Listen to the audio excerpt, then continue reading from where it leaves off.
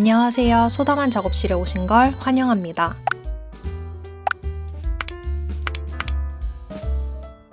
단편적인 페이지 소개보다는 제가 진짜 쓰고 있는 블렛 저널을 어떻게 활용하고 어떻게 변형해서 사용하는지 그 과정을 보여드리고 싶어서 이번 영상을 준비했어요. 지난 영상에서 보여드렸던 검은색 노트로 올해 블렛 저널을 시작해봤는데요. 왼쪽 노트는 지난 2개월 동안 쓴 노트고요. 오른쪽은 이제 막 쓰기 시작한 새 노트예요. 일단 제가 블렛 저널용으로 얇은 노트를 선택한 이유는 들고 다니기 가볍고 시작하기에도 부담 없다는 장점과 함께 한 권당 2-3개월 단위로 쓰니까 노트를 끝낼 때 느낄 수 있는 성취감을 자주 그리고 빠르게 느낄 수 있어서 저의 기록 원동력에 큰 도움이 됐어요. 그리고 중간에 마음에 들지 않는 기록이 있어도 다음 노트로 넘어가면 되니까 그것도 마음 편해서 좋더라고요. 그렇게 써본 저의 얇은 블렛 저널에서 이번 영상에서 보여드릴 기본 구성은 9가지예요. 이 중에서 여러분이 관심 있는 카테고리가 있는지 찾아보세요.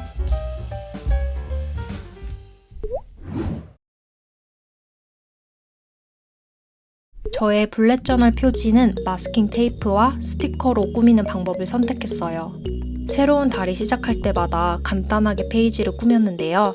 1월에는 다이소 호랑이 새해 스티커, 2월에는 일하는 곰돌이 스티커, 3월에는 화창한 봄 날씨가 연상되는 배경과 곰돌이 푸 스티커를 사용했어요. 1월은 짤막한 새해 인사를 더했는데 2월과 3월은 지난달을 돌아볼 수 있는 공간을 만들어서 잘했던 부분과 아쉬운 부분을 생각해 볼 수 있는 시간을 가졌어요.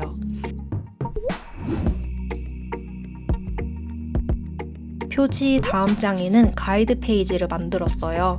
블렛 저널은 직접 페이지를 구성하는 다이어리다 보니까 기본적으로 새 노트를 시작할 때 이 노트 페이지에 대한 정보, 예를 들면 총 몇 줄인지, 가로 세로 길이가 몇인지, 2등분 혹은 3등분으로 가로를 나눴을 때 길이가 몇인지 등 이런 걸 미리 기록해 두더라고요.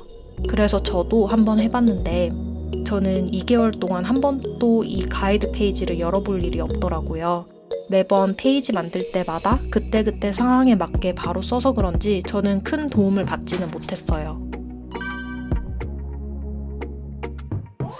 가이드 페이지에는 블렛 저널의 중심인 기호도 미리 표시했어요.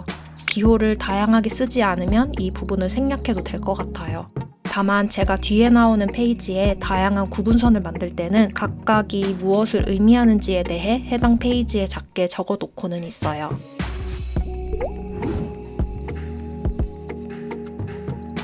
목차도 블렛 저널의 기본 구성이라 할 수 있는데요. 블렛 저널은 사용자가 하나씩 만드는 시스템이다 보니까 각 페이지 번호를 목차에 정리하는 게 편하다고 해요.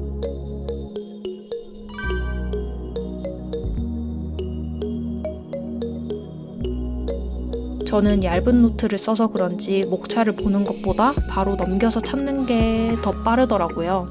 자주 펼쳐보는 페이지는 아예 포스트잇을 붙여놔서 목차를 잘 쓰진 않았어요.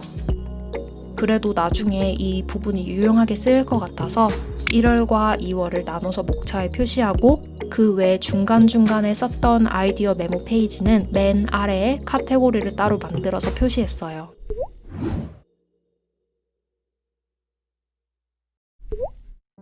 예전에 쓴 책과 관련된 페이지는 책꽂이를 그려서 채웠었어요. 근데 이 방법이 그림을 좋아하는 저임에도 잘 맞지 않더라고요. 그래서 그냥 표로 간단하게 만드는 방식으로 했어요. 첫 번째 노트에서 이렇게 1, 2월을 한 페이지에 표시했고요. 새로 시작한 3월은 저자명을 적을 수 있는 칸을 추가했어요. 여기서 일기 작성이라고 적힌 부분이 있는데 그 부분은 제가 줄글일기 노트에 적었는가에 대한 여부를 체크하는 칸이에요. 줄글일기랑 책 리뷰 노트를 같이 사용하고 있는데 구분하기 위해서 이렇게 책 리뷰한 부분에는 하늘색 색연필 밑줄과 스티커들을 붙여서 바로바로 찾아보기 쉽게 나름 표시해봤어요. 작년까지만 해도 책에 대한 기록을 꼼꼼하게 안 해서 1년에 몇 권을 읽었는지도 몰랐는데 이렇게 표로 나열하고 보니까 제가 현재 어떤 것에 관심이 있는지 한 권을 읽는데 보통 기간이 얼마 정도 걸리는지 등 평소에 자각하지 못했던 부분들을 알게 돼서 재밌더라고요.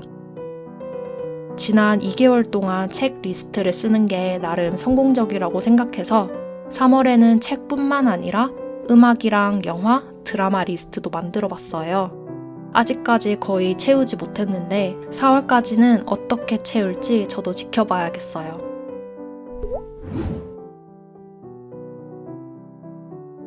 장기적인 계획은 지난 영상에서처럼 12달을 모두 적어서 개인적인 일정과 업무적인 일정을 따로 나눠서 적었어요. 3월은 남은 10개월의 칸과 아래 2칸을 비워 다가오는 2개월에 대한 세부 계획을 적을 거예요. 1월에 세웠던 계획은 확실히 좀 부푼 꿈을 갖고 살짝 무리하게 계획을 짰다면 2개월이 지나고 나서는 좀 더 현실적인 방향으로 계획을 수정할 수 있었어요. 그래서 볼펜으로 바로 적기보다는 유연하게 계획을 수정할 수 있도록 연필로 썼어요.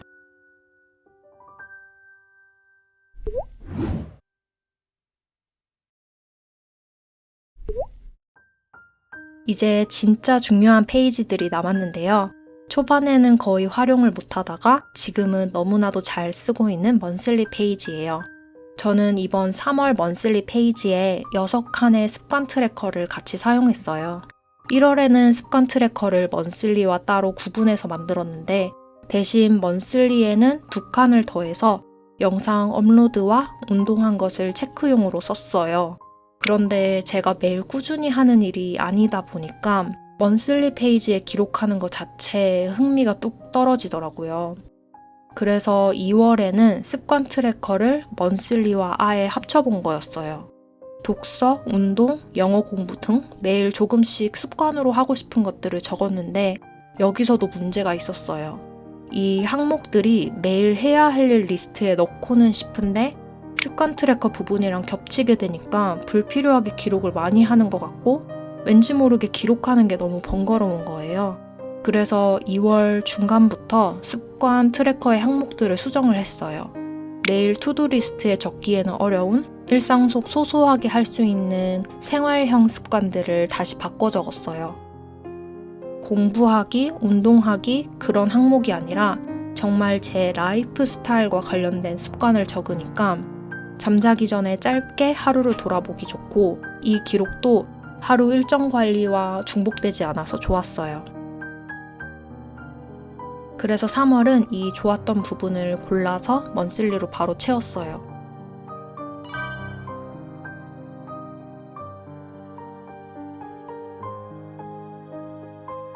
여기 먼슬리 페이지에 한 줄 리뷰도 추가해봤어요. 잠자러 누우러 가기 전 5분 동안 습관 트래커를 확인해서 동그라미로 체크해 준 후 하루를 어떻게 보냈는지에 대한 리뷰를 한 줄로 적을 수 있는 방식이에요. 이거는 또 어떻게 시작하게 됐냐면 원래 매일 할 일 쓰던 공간에 하루를 정리하는 의미로 리뷰를 적어봤어요. 그때 리뷰들이 블렛 저널 기록을 좀 좋은 방향으로 변화시키는 데 도움이 되더라고요. 어떤 게 부족했고 다음에 어떤 걸 개선할지를 생각하게 되니까 좋았는데 그 기록들이 흩어져 있어서 다시 찾아 읽기가 힘들었어요. 그래서 먼슬리 공간에 아예 적으면 나중에 한 번에 훑어보기 좋을 것 같아서 한번 이렇게 작업해봤어요. 그래서 지금 또 하루 한 줄 리뷰는 진행 중에 있습니다.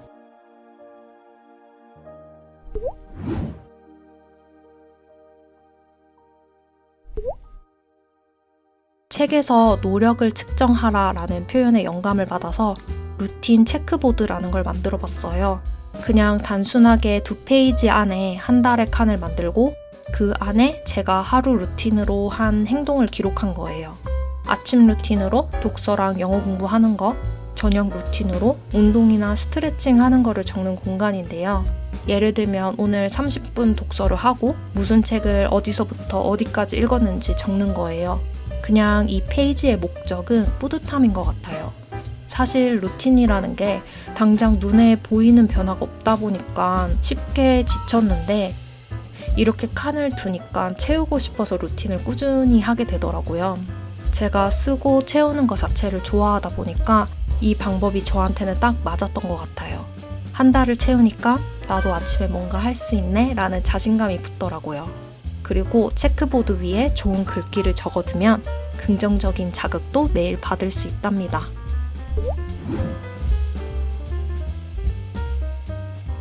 제가 쓰는 타임블록을 보여드리기 전에 먼저 저는 1월에 잠자는 시간을 기록하는 페이지를 썼었어요. 잠든 시간이랑 일어난 시간을 점으로 찍고요. 두 점을 잇는 선은 나중에 한꺼번에 긋는 편이었어요. 저의 들쭉날쭉한 수면 패턴을 시각적으로 인식할 수 있어서 좋았는데 이걸 한 페이지에 쓰기는 좀 아깝더라고요. 그래서 하루 24시간을 아예 2페이지에 걸쳐서 표시하고 처음에는 색연필을 활용해서 타임블럭을 만들어 봤어요. 일하다가 갑자기 색연필 찾아서 긋고 뭐 했는지 적고 이러는 게 저는 좀 힘들더라고요. 그러다가 검은색 볼펜 하나로 블럭을 만드는 방법으로 바꿨어요. 잠자는 시간은 슬립로그 때와 똑같이 표시하고 자기계발, 업무 시간, 그림 시간을 구분하고 그 외에 아무것도 하지 않은 시간은 그냥 따로 체크를 안 하는 쪽으로 해봤어요. 그리고 이렇게 한 달을 채우면서 어느 시간대에 제가 집중이 잘 됐는지도 좀 보이더라고요. 원래 저는 하루를 마무리할 때 달력에 X를 표시하곤 했는데요. 요즘은 아침에 책상에 앉자마자 오늘 날짜에 동그라미를 치고 하루를 시작해요. 그리고 타임블록에 전날 잔 시간과 오늘 일어난 시간을 표시하고 본격적인 하루를 시작한답니다.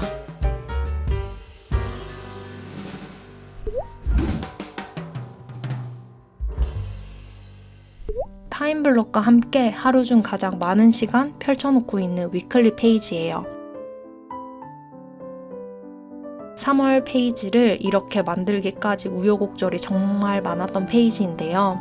처음에는 단순히 투두리스트로 만들어 사용했는데 일주일 동안의 계획을 적는 공간이 있으면 좋겠다 생각해서 새로운 한 주를 시작할 때 간단하게 목표를 적기 시작했어요. 그런데 이때까지만 해도 계획을 너무 욕심스럽게 짜서 하루에 할 수 있는 일이 2개를 넘기지 못하는 거예요. 그래서 처음 한 달은 기록이 좀 어렵게 느껴졌어요. 그러다가 욕심을 싹 비우고 일주일에 해야 할 큰 카테고리의 항목을 적고 세부 항목 및 계획을 옆에 적은 다음에 요일별로 했는지 안 했는지를 왼쪽에 표시하니까 일의 진도를 파악할 수 있어서 쓰임새 있는 지금의 위클리 페이지를 만들 수 있었던 것 같아요. 그리고 계획에 큰 욕심을 부리지 않고 내가 하루에 할 수 있는 만큼의 작은 일을 정해서 조금씩 매일 하다 보니까 집중도도 올라간 것 같아요.